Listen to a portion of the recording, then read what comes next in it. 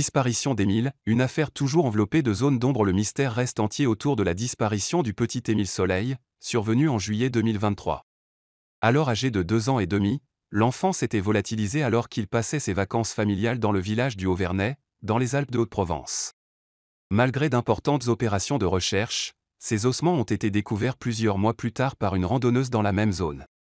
L'enquête, toujours en cours, privilégie aujourd'hui la piste criminelle.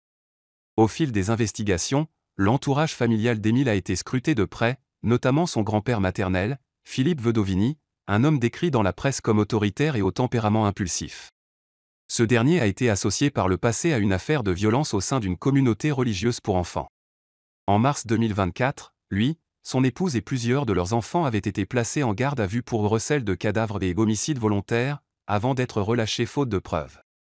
L'affaire a également donné lieu à des débordements sur les réseaux sociaux.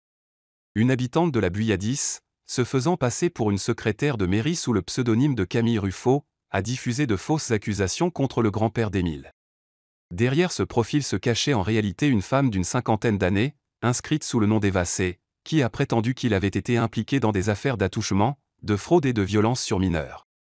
Ces propos, relayés notamment sur la page Facebook Retrouvons le petit Émile, ont valu à leur autrice une procédure judiciaire.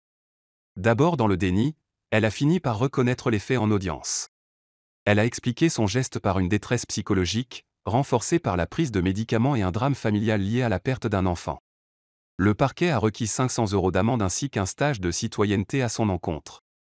La partie civile réclame, de son côté, 5 000 € de dommages et intérêts. Le jugement a été mis en délibéré au 2 septembre prochain.